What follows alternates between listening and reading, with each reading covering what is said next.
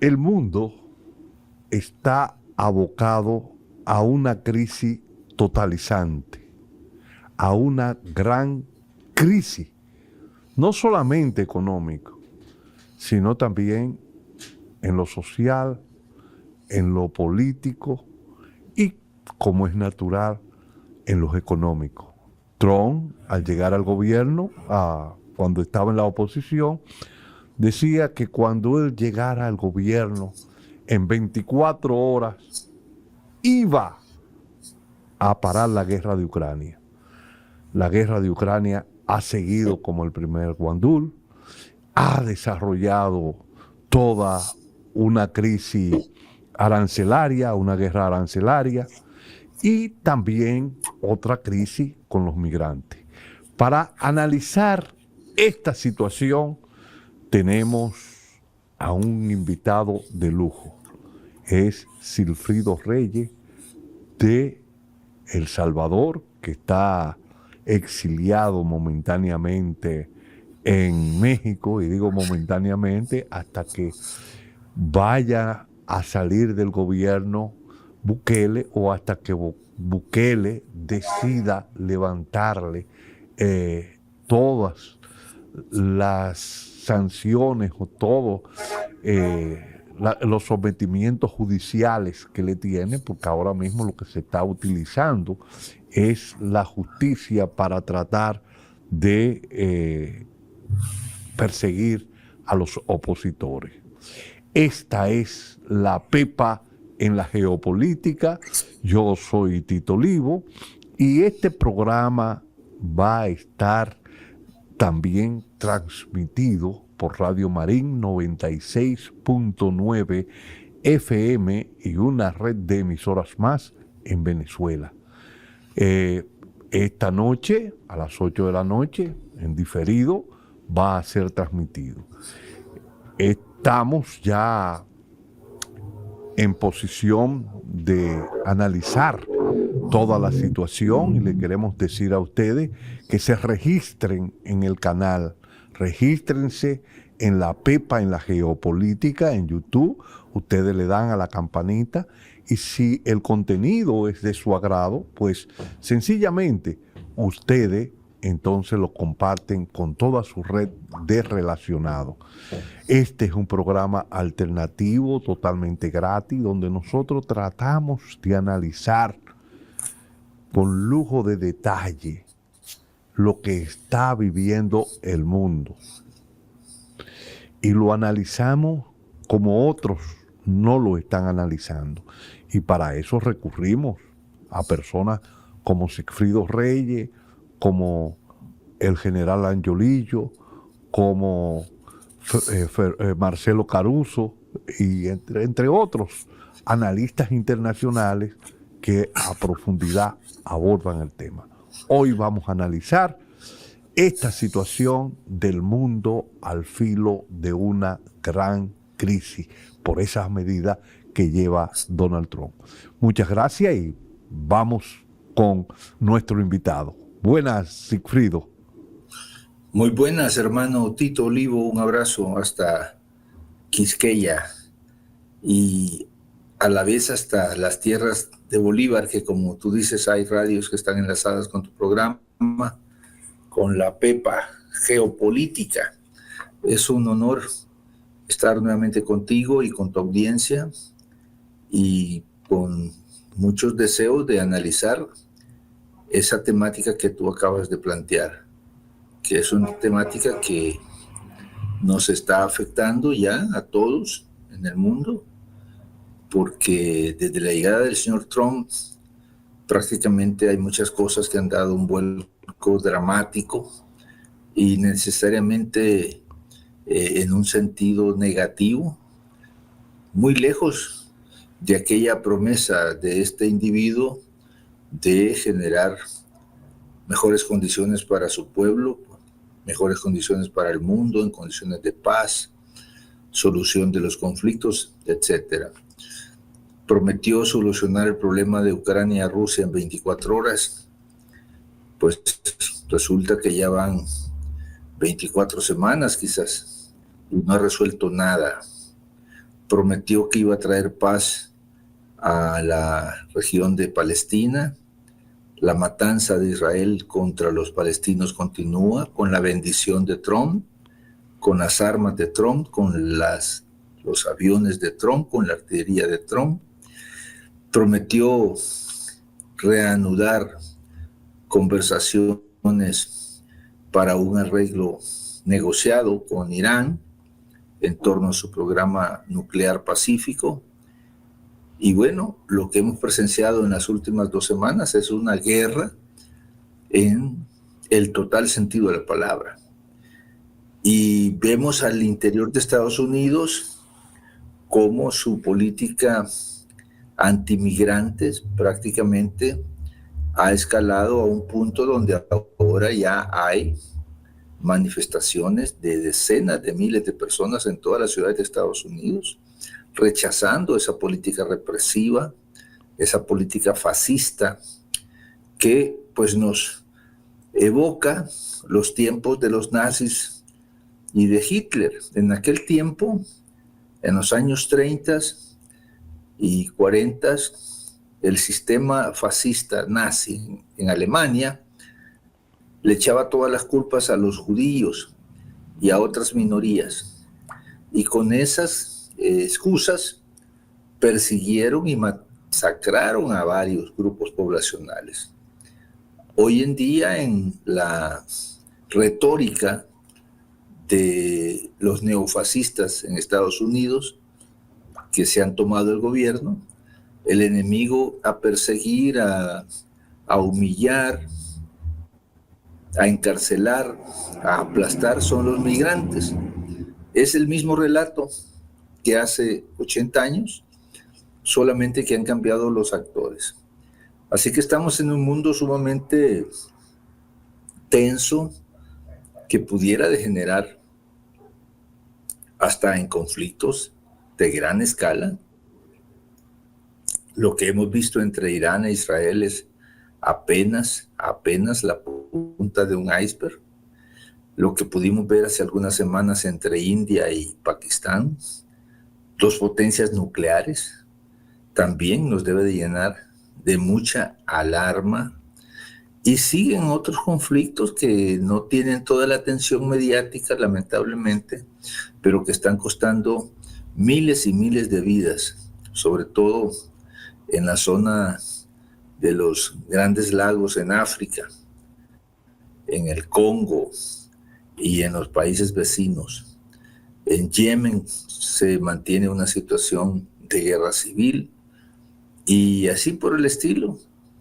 Tenemos una situación global bastante peligrosa, donde la principal potencia militar del mundo, en vez de jugar un papel constructivo para buscarle salidas a estos conflictos, más bien se posiciona como un proveedor de armas, como un proveedor de inteligencia y tomando partido con alguna de las partes. Eso no ayuda para nada.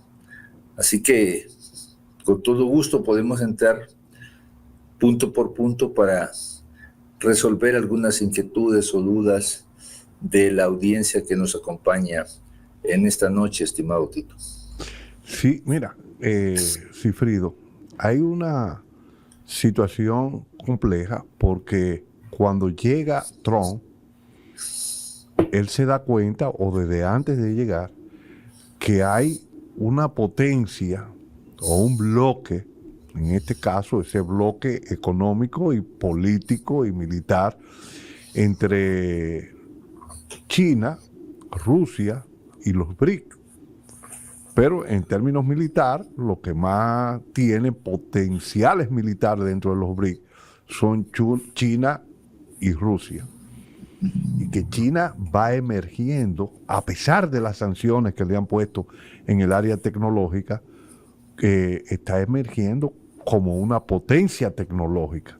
Ya hay en muchas áreas por encima de Estados Unidos y en otras, que es la de los microchips, acercándose grandemente con Huawei, Xiaomi y otras empresas que están desarrollando los microchips. Entonces, Trump se da cuenta de que Estados Unidos viene perdiendo preponderancia, y es ahí cuando hablábamos de la guerra del Peloponeso, de esa potencia o esa nación que va emergiendo, pero que no termina de emerger, o sea, que no termina de dominar el escenario político y militar y económico del mundo, y esa que va en decadencia, que se llama Estados Unidos, que no quiere morir y que quiere seguir hegemonizando, y es lo que está llevando a cabo toda esta crisis. En el área económica se ve muy rezagado Estados Unidos por dos situaciones esenciales.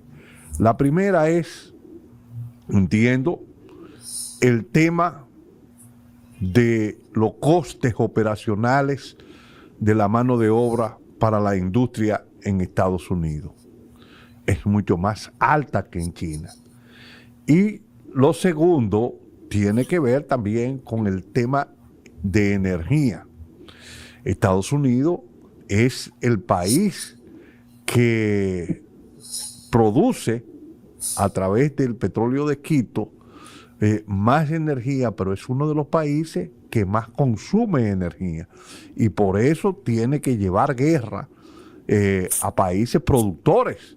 Y cuando uno la analiza en su justa dimensión, cuando uno analiza el tema energético y las invasiones que ha hecho Estados Unidos a países que producen energía, es el mismo esquema. Cuando se invade a Irak era porque tenía armas de destrucción masiva, armas que no aparecieron, pero lo que tenía Irak era petróleo. Cuando se invade a Libia es porque este era un dictador que había que destronarlo, y que iba a haber la democracia y con ella iba a florecer la economía. Desarticularon a Libia y volvieron ese país un desastre. ¿Qué tenía Libia? Petróleo. Y ahora, ¿qué tiene Irán? Petróleo. Entonces Estados Unidos sataniza, dice, el eje del mal, el grupo del mal, la dictadura. O sea, todos los gobiernos que se le oponen, ustedes lo buscan en el mundo, que son dictaduras. Pero cuando ellos deciden desarrollar un proceso de golpe de Estado, de instaurar dictadura, como lo hicieron en Chile, como lo hicieron en Argentina, como lo hicieron en Uruguay, y como lo han hecho en otros países, y como lo hicieron aquí en República Dominicana, porque ellos fue lo que pusieron a Trujillo a través de un golpe de Estado en el año 1930 o el 29. Entonces, todo eso implica que los norteamericanos entonces crean una leyenda. Y esta es mi visión, no sé qué tú tienes al respecto sobre ese tema en el área de que ellos han perdido competitividad y la situación compleja que se está dando, en el cual China lo está desplazando y que tiene aliado poderoso con los BRICS, pero muy poderoso militarmente, como lo es Rusia, que es la primera potencia nuclear en el mundo. Bueno, mira, lo decía hace algunos días el presidente Putin allá en el Foro Económico de San Petersburgo, que es un gran evento de naturaleza económica, negocios, comercio, intercambio tecnológico que Rusia viene realizando año tras año, y donde generalmente el presidente Putin da un panorama de la situación en Rusia y de la situación en el mundo. Él decía algo que me parece que es bastante lapidario y es más que evidente. No se trata, decía, de que el mundo vaya a cambiar. El mundo ya está cambiando. Ya se está reconfigurando un nuevo orden multipolar. Está tomando tiempo, pero definitivamente ya no es el mundo de hace 10 años o de hace 15 años, donde una sola potencia, llámase Estados Unidos, tenía prácticamente la hegemonía dentro del sistema global. Hoy en día hay otras potencias que han desafiado esa hegemonía y la desafían en distintos terrenos, en el terreno tecnológico, en el terreno espacial, en el terreno militar, en el terreno financiero, en el terreno comercial. en el terreno de la innovación. Y como en algún momento decía Antonio Gramsci, el gran teórico italiano del marxismo, que murió en las cárceles de Mussolini, el nuevo mundo está naciendo, pero no termina de nacer. Y el viejo mundo está muriendo, pero no termina de morir. Estamos en esa transición global. Y esa transición global ocasiona conflictos, porque es lógico, ¿no? El que ha mantenido la superioridad y el control hegemónico de las finanzas, del comercio, de la tecnología, de la carrera espacial, de los circuitos culturales, bueno, no quiere ceder su espacio. Pero vienen empujando otras civilizaciones, vienen empujando otras potencias. Y le dicen a ese viejo hegemón, oye, tu lugar o tu momento ha terminado y tienes que hacer espacio para que entremos nosotros. Este esfuerzo ha cobrado la figura concreta de un proyecto que impulsa un mundo multipolar. Ese proyecto se llama BRICS. Ese proyecto es un proyecto con una gran pujanza. Hoy en día el BRICS ya representa el 37 o 38% de la producción mundial bruta. Mientras el G7, que acaba de reunirse, por cierto, en Canadá, representa apenas un 30% de la producción mundial bruta, del PIB mundial, medido en términos de la paridad de compra.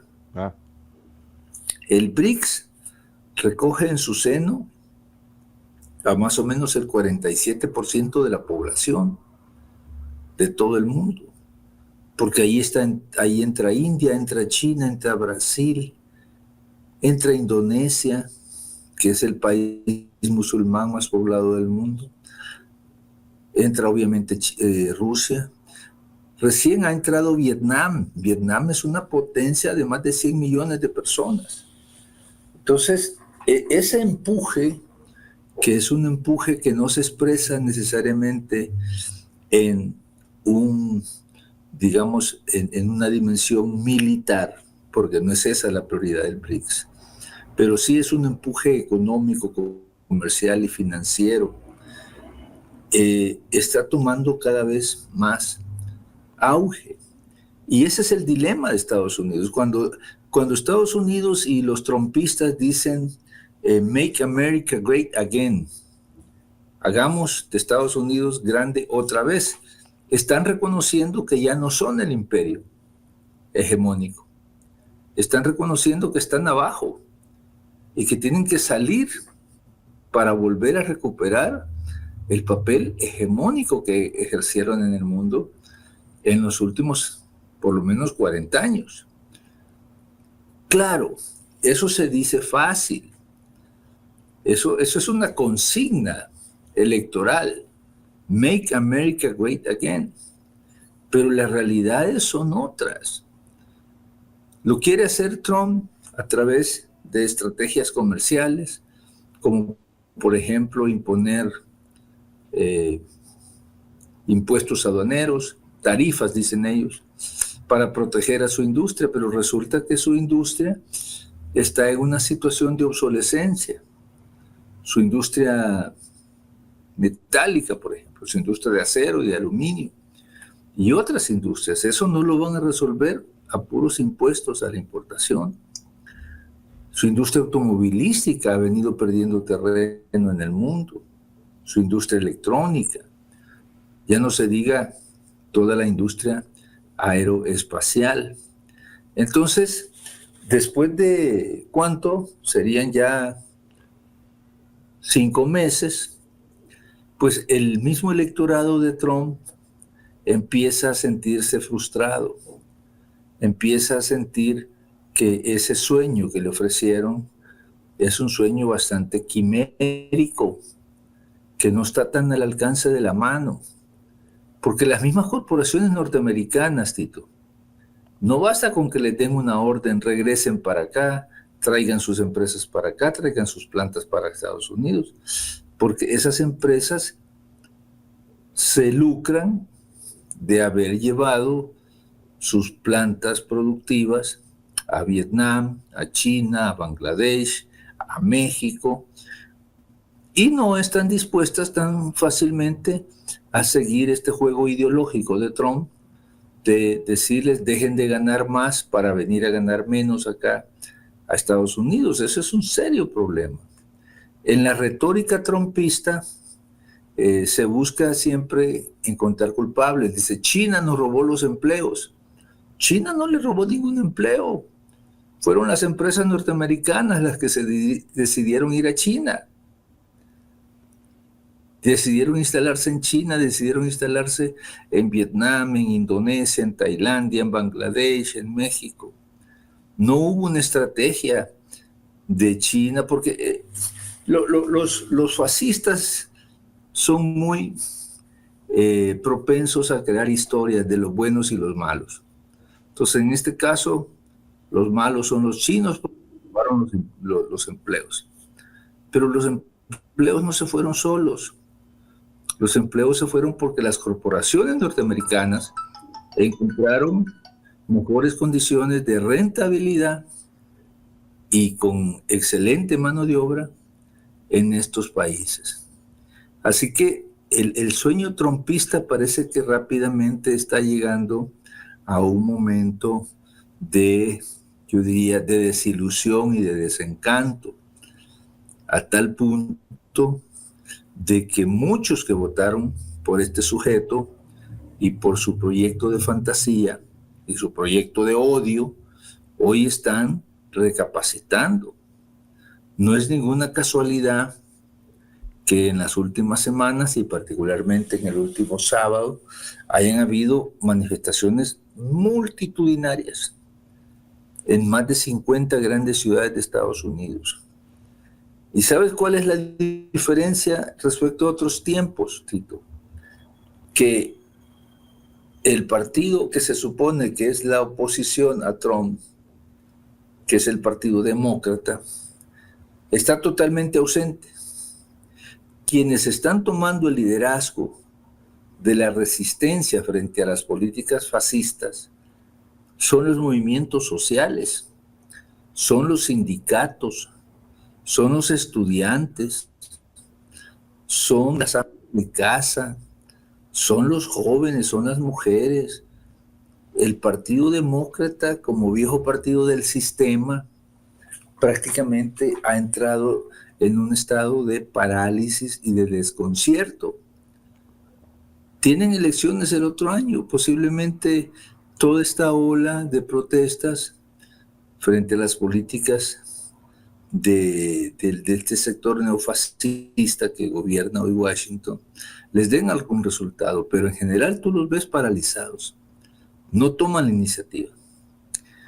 Quienes están saliendo a las calles, quienes están enfrentando las políticas represivas de Trump, son grupos poblacionales generalmente que no votan, pero que han encontrado maneras de expresarse y de resistir. Yo creo que ese es un elemento novedoso en la política norteamericana. Son muy pocos los líderes demócratas que están alzando su voz. Bernie Sanders, tal vez en alguna medida la congresista Ocasio, gobernador de California, pero en general el Partido Demócrata todavía no sale del desconcierto que le dejó haber perdido frente a Trump. ¿Dónde está Kamala Harris? ¿Qué se hizo? No aparece ni en los centros espiritistas. No aparece en ningún lado. Y ese era el liderazgo demócrata, imagínate. ¿Dónde está Michelle Obama? ¿Dónde están esas figuras?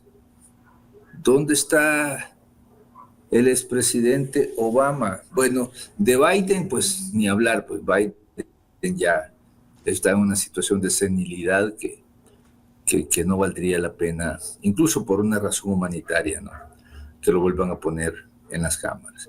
Entonces, hay ese detalle, no sé si tú lo has percibido, No, de que los viejos cuadros demócratas están totalmente anulados y quienes están asumiendo la vanguardia, el liderazgo de estos nuevos movimientos de resistencia frente al fascismo trumpista son nuevos movimientos. Son movimientos sociales, movimientos de calle, movimientos de mujeres, migrantes organizados, alcaldes, algunos gobernadores. Y eso es interesante porque ojalá y lleve a que el Partido Demócrata, que se convirtió en un partido del establishment, en un partido conservador, pues pueda tener un giro. Y eso le devuelva la esperanza a millones de norteamericanos que dejaron de votar y que se vio claramente en esta última elección. Trump no es que ganara por una gran cantidad de votos. No, lo que pasó fue que el voto demócrata cayó casi 15 puntos porcentuales. Y eso fue lo que hizo que ganara Trump. No es que ganara por una gran mayoría, simplemente el voto demócrata se desplomó, porque ese partido cayó en una postura conservadora, pro-sionista, pro-guerra, y definitivamente lo separó de su base electoral tradicional, más popular, más ligada al sector obrero. Es importante lo que tú estás hablando, y aquí una pequeña reflexión en ese tema. Trump no se dio cuenta que el modelo neoliberal que se instauró a partir de los 70 por golpe de Estado, el golpe de Estado en Chile, los golpes de Estado y los gobiernos militares en todo el Cono Sur, y que después en los felices 90, a través del Banco Mundial y el Fondo Monetario Internacional, se instauró. Y eso era para buscar la competitividad de las empresas de gran capital norteamericana y europea. O sea, lo que se estaba buscando era incrementar la tasa de ganancia media que la habían perdido, porque tanto en Europa como en Estados Unidos, a través del desarrollo de la economía del bienestar, pues cuando había niveles de inflación, los salarios se indexaban inmediatamente y la rentabilidad había caído. Entonces, ¿qué ellos deciden? Relocalizarse en países que los salarios eran mucho más bajos porque había mucho más mano de obra, y principalmente en naciones como China, que tenían un alto desarrollo humano en educación, Capital humano, sí. Con el capital humano, para que estos fueran a hacer los trabajos que los norteamericanos promedio cobraban demasiado, los europeos promedio cobraban demasiado. Entonces ellos relocalizaron esas empresas, buscando altos niveles de tasa de ganancia, y como hemos dicho en otro programa, la economía se rebalanceaba porque, aunque la balanza comercial dentro de la balanza de pago de esas naciones iban a ser favorables con relación a Estados Unidos, pues Estados Unidos y Europa lo que buscaban era el PNB, el Producto Nacional Bruto. ¿Por qué? Porque la renta que tenían esas empresas, pues se repatriaban nuevamente. Regresan a las matrices. Regresan a la matriz. Pero ellos no interpretaron eso. Y con una política de romper ese esquema para volverlo a traer a Estados Unidos, es imposible, como tú bien los decías, Sigfrido. Es imposible porque esas empresas no van a ir a que su tasa de ganancia media le caiga. Ellos van a producir en aquellas naciones donde tienen mayores niveles de competitividad. Como decía Marx, se eleva el coeficiente el margen, a través del margen de ganancia que puede tener la empresa. El capital no busca resolverle el problema a nadie. El capital lo que busca es beneficio, y donde tiene beneficio, ahí se va. cuando Mar hablaba sobre la composición orgánica del capital y decía que cuando se elevaba la productividad de la empresa y se elevaba la tecnología y el coste operacional del trabajador se elevaba, pues el capital entraba en crisis. Ellos lo que estaban haciendo era real y efectivamente yéndose. Ahora, ese modelo neoliberal ha llevado al mundo, y ahí ese otro de los problemas que queríamos analizar, ha llevado al mundo a una grave crisis social, porque es verdad que el modelo neoliberal ha producido muchísimos bienes y ha desarrollado la tecnología como nunca se había desarrollado, pero ese modelo ha llevado a un mundo mucho más desigual, con muchos problemas sociales y complejidades que se están dando. Y con un gobierno como Trump, que entonces quiere sacar aquellos que son competitivos, que fue las migraciones que se dieron de nuestras naciones hacia Estados Unidos, buscando también mejores niveles de nuestra gente de vida, y fueron y se relocalizaron allá para poder suplir las necesidades de su familia. Pues él ahora lo que trata es de deportarlo, de criminalizarlo, porque para Estados Unidos y para el grupo de Trump, ese grupo neofascista que está gobernando, pues es sencillamente el latino es el responsable de todo. Pero yo nunca he visto un capo norteamericano preso. Pero también, ¿quiénes son las fábricas que producen las armas para enviárselo a los diferentes carteles de droga? ¿Y a dónde que se consume la mayor cantidad de droga en el mundo? En Estados Unidos. Entonces, ahí se viene gestando, no solamente ya a nivel global, sino también adentro de Estados Unidos, una gran crisis social. No sé cómo lo ve. Pues efectivamente, las empresas, el capital, pues busca las mayores tasas de ganancia. Y si esas tasas de ganancia se las ofrece Botsuana, se las ofrece Paraguay, se las ofrece Mali, pues allá se van a ir. Esa es la lógica del capital. No es la lógica de fortalecer una economía, fortalecer su país, a menos que hayan políticas públicas encaminadas a favorecer la industrialización local, la sustitución de importaciones y otras políticas parecidas. Lo que vimos con el neoliberalismo fue justamente eso. Váyanse a donde hayan ganancias, váyanse a donde tengan mayor rentabilidad. Y todos siguieron ese patrón. Como tú mencionabas, creo que recordando al profesor Joseph Stiglitz de Roaring Nineties, los alegres 90s, ¿no? Sí, los felices 90 y Caída Libre. Son dos obras esenciales que analiza eso. Váyanse donde haya mayor tasa de ganancia y pues hicieron caso, pues esa es la lógica del capital. Pero, ¿qué pasó en el principal centro capitalista del mundo? Se fue desindustrializando, fue perdiendo capacidad para fabricar automóviles, para fabricar productos electrónicos, para fabricar equipo de alta tecnología. Se fueron quedando ciertamente con la parte, yo diría, del proceso industrial mucho más rentable, que es el diseño, la innovación.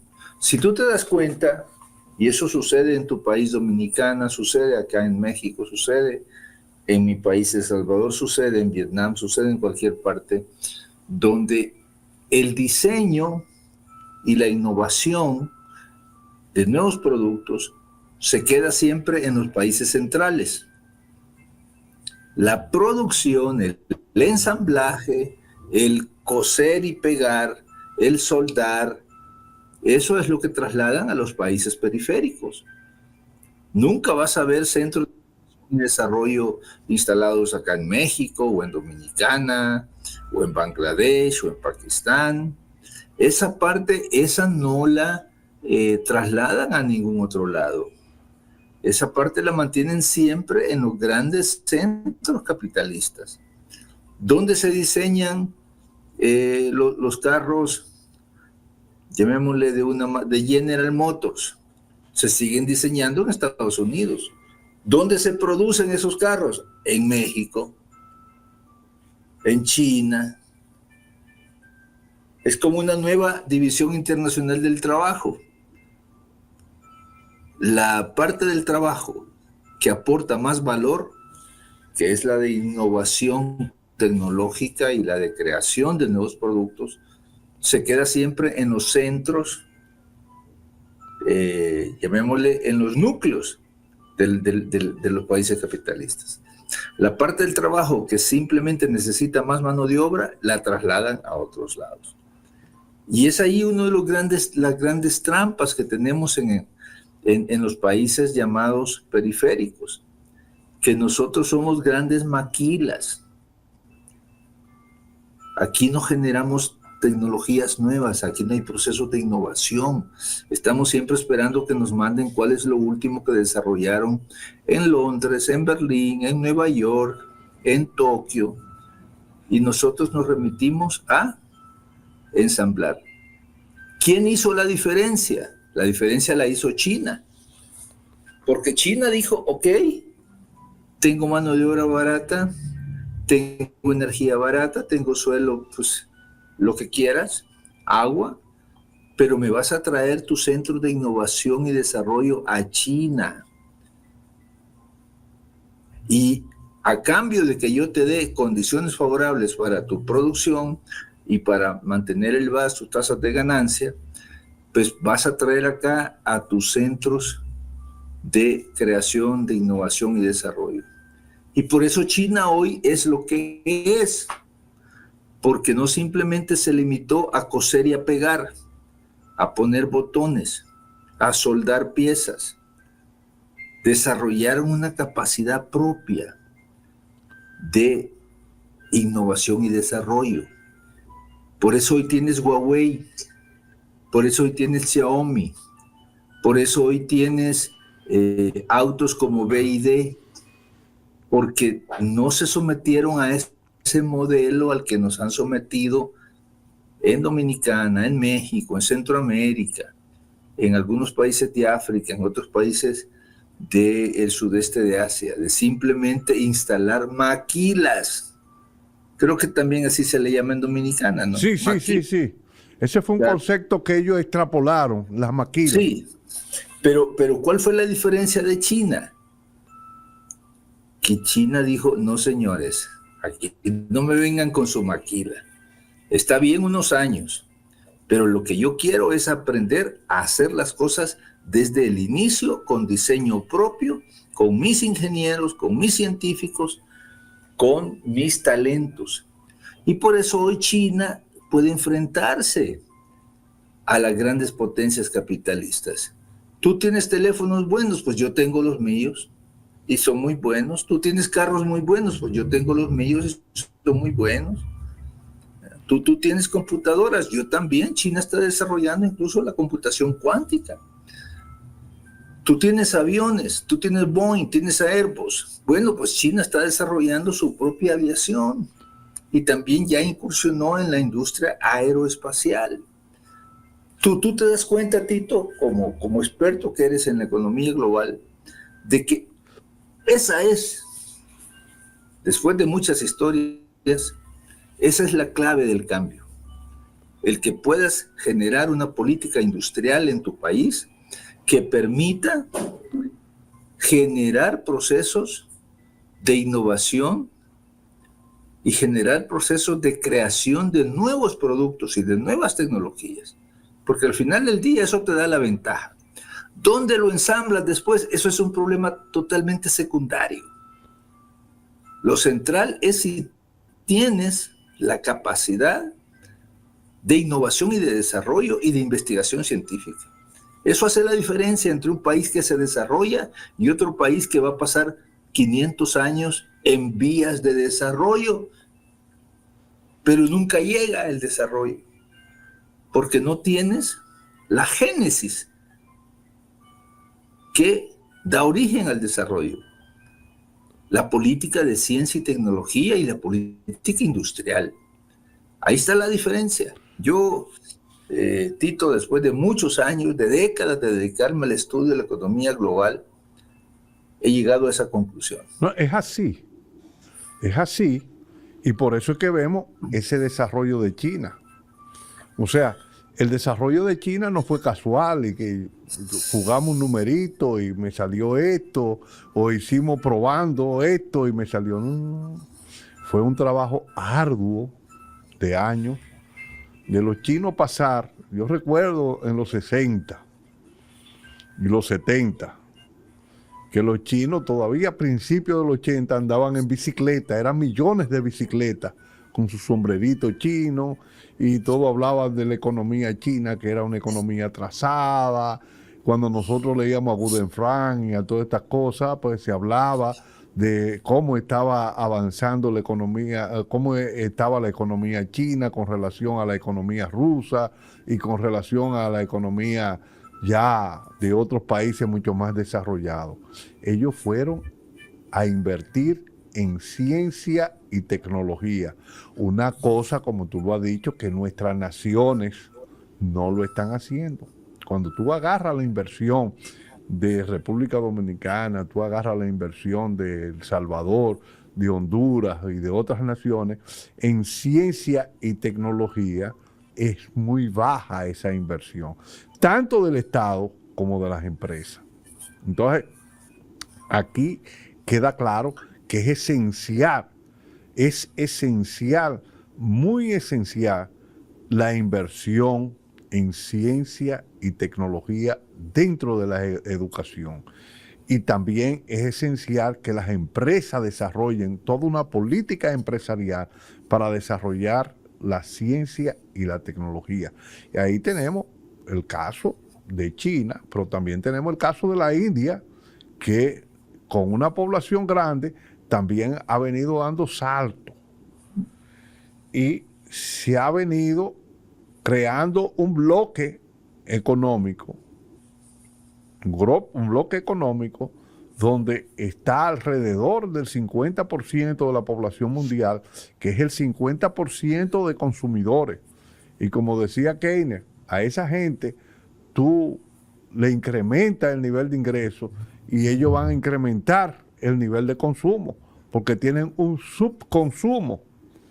Ahora, tú en Estados Unidos, Europa, incrementa arriba, como ellos están haciendo, quitándole los impuestos al que más tiene. Lo que esas personas hacen es que van a ahorrar, no van a gastar. Ese dinero lo van a ahorrar y van a incrementar su tasa de ganancia por la tumba de impuestos y van a hacer la vida de los de abajo mucho más paupérrima, porque el poco dinerito que ganan se le va a depreciar con relación a años anteriores, y como no se indexa con relación a la inflación, pues van a poder consumir menos y van a estar en una crisis, y ese subconsumo que van a ir viviendo va a llevar a una crisis social, y esa crisis social, conjuntamente con la crisis económica y con la crisis militar que está desarrollando Estados Unidos, hoy vemos cómo se enfrenta a España y le amenaza con aranceles. Cuando le dice el presidente de España, bueno, pero usted, si usted no pone el 5% del PBI, de su PBI para gastos militares, nosotros le vamos a poner aranceles. Y a toda Europa. ¿Y qué significa ese 5% europeo en gasto militar? Significa que educación, salud y todo lo que tiene que ver con el bienestar de la persona, de esa economía de bienestar, va a colapsar. Pero Estados Unidos ni siquiera el 3% lo aporta. ¿Y qué está buscando Estados Unidos? Que Europa le financie su economía, la crisis que vive internamente. Y entonces esto va a traer una situación muy compleja a nivel global que puede desatar, llevarse de paro al mundo, porque esto puede llevar a una crisis nuclear. Esa guerra de Irán con Israel, que la acaba de ganar limpiamente, no por nocaut, pero sí por punto, se la gana Irán a Israel. Se la gana Irán a Israel. Israel nunca había recibido los impactos que recibió como sucedió en esta guerra. Y cuando va a Estados Unidos y Estados Unidos levanta, porque ya Irán no tenía misiles, Israel no tenía misiles interceptores para poder seguir aguantando los golpes que le estaba dando Irán, porque no planificaron nada de esto. Y con una persona como Trump en el gobierno que trata de imponer su posición, esto está muy difícil. Vamos a ver ya en esta parte, en estos 10 o 13 minutos que nos quedan, para ver cómo Sigfrido ve esta situación. Bueno, mira, las guerras son al final una expresión de una rivalidad que en el fondo es una rivalidad de orden geoeconómico. Eso lo dijo Lenin hace más de 100 años. La Primera Guerra Mundial fue el resultado de un choque de potencias capitalistas que estaban buscando mercados y que había una crisis de sobreproducción, y esto los llevó a guerras. Alemania contra Inglaterra originalmente, y luego se hizo una guerra de carácter mundial. Lo que está pasando en el Oriente Medio, de alguna forma u otra, refleja eso. Irán, una potencia mediana, con casi 90 millones de habitantes, pero con gran desarrollo tecnológico, sometida a una política de sanciones por casi 20 años por parte de Estados Unidos y Europa. A pesar de ello, ha logrado un impresionante avance tecnológico, y sobre todo en el campo militar, en el campo de la energía y en el campo de las ciencias digitales de computación. Entonces, Israel, por otro lado, también una potencia que expresa el hecho de que grandes corporaciones norteamericanas se han instalado en Israel y han desarrollado ahí verdaderos núcleos de innovación tecnológica. Entonces resulta de que prácticamente están en una disputa por esa región, una disputa de influencias. ¿Quién es la potencia que va a hegemonizar y va a tener más influencia en la región? De por medio, por supuesto, se cruzan otros factores, ¿no? El factor histórico, el factor religioso, el factor cultural. El hecho es que Israel, que hasta hace poco gozaba de una condición hegemónica en la región, se decidió entrar en una guerra que, como tú muy bien dices, la acaba de perder. Porque Irán demostró una capacidad bélica que se le había subestimado. El tema ya no es el tema nuclear, porque Irán ha logrado preservar su capacidad de desarrollo nuclear. Todo eso que hizo Estados Unidos, que ordenó Donald Trump, fue más bien una puesta en escena de carácter teatral. Porque destruir el programa nuclear de Irán resultó imposible. El uranio, que es al final de cuentas el oro de la corona, estaba debidamente preservado. Y en cambio Irán logró asestar golpes que nunca había recibido Israel. Y se derribaron mitos. Ese mito de la cúpula de hierro, de que Israel es invencible, de que ningún misil puede penetrar el cielo de Israel, eso se acabó. Irán demostró una capacidad misilística impresionante y de una enorme precisión. Entonces se acabó esa historia. Se acabó también esa historia de que el ejército judío es el ejército invencible, que puede llegar a cualquier lado, impune. Irán reclama haber derribado varios de los aviones más sofisticados de Israel. Se acabó también la historia de que Estados Unidos puede imponer sus condiciones a su gusto. En realidad lo que ha pasado es que llega un momento donde el mismo Israel le pide a Estados Unidos que por favor se pare ya la guerra. Porque como tú lo has dicho, sus capacidades de intercepción misilística se agotaron. Porque fue tan vasta y tan abrumadora la respuesta iraní que terminaron pidiendo tregua. Ahí, por supuesto, jugaron otros países, otros factores como Qatar, como Emiratos Árabes, pero el hecho es que finalmente llegaron a una tregua. Te das cuenta incluso cómo es el manejo mediático en la relación de cómo presentar los daños. Irán dice claramente: hemos tenido más de 600 personas muertas. Nos han dañado esta instalación y esta otra y esta otra. En Israel, censura. No se pueden tomar fotos, no se puede hablar del número de muertos, no se puede hablar del número de soldados fallecidos. Eso te da la idea de quién está llevando la ventaja en una confrontación militar. Porque el que algo esconde es porque ha sufrido una gran paliza. Una paliza que Israel nunca había recibido en su vida. En su vida. Claro, en todo esto hay una víctima oculta de la cual poco se ha hablado en las últimas 2 semanas, pero que sigue siendo la víctima principal, y es el pueblo de Palestina. Mientras Israel atacaba a Irán en estos días, no menos de 500 niños, niñas, mujeres, hombres palestinos fueron asesinados. Y eso pareciera que no importa. Los medios de comunicación occidentales hablan de 28 o de 30 fallecidos israelíes y no hablan de los 600 asesinados en Gaza, lo cual te demuestra esa impresionante doble moral que se maneja en el llamado Occidente colectivo.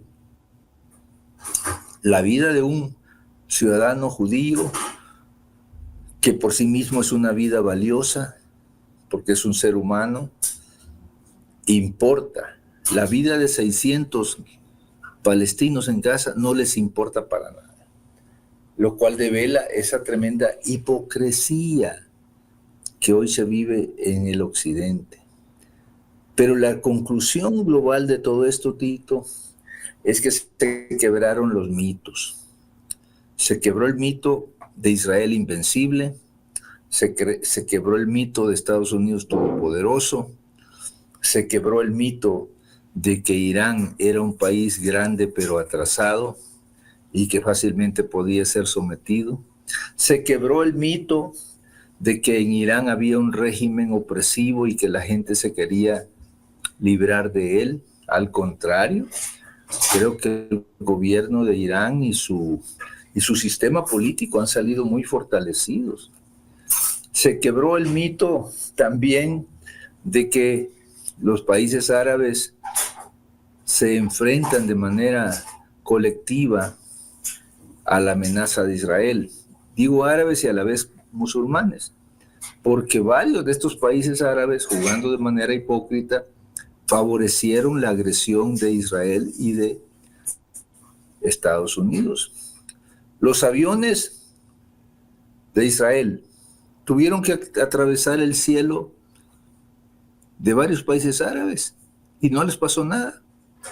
Atravesaron Jordania, atravesaron Siria, atravesaron Irak y no les pasó nada, no les tiraron ni un tiro.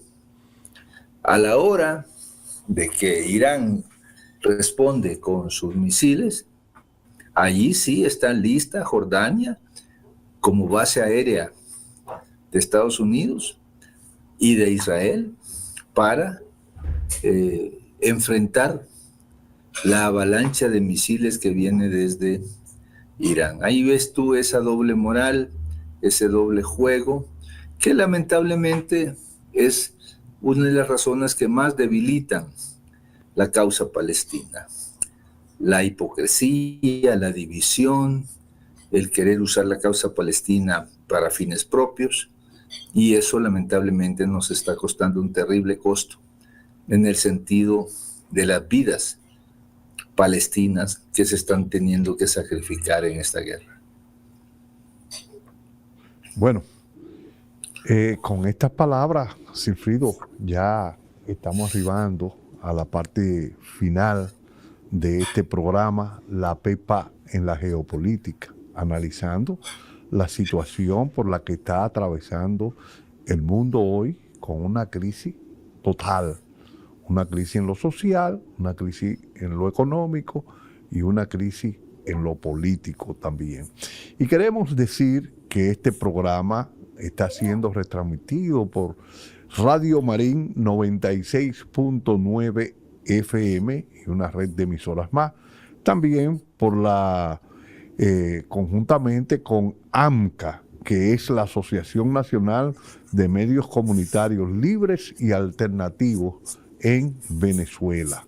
Vamos a pasar ya en estos últimos 3 minutos para que nuestro invitado, Sigfrido Reyes, se despida de nuestro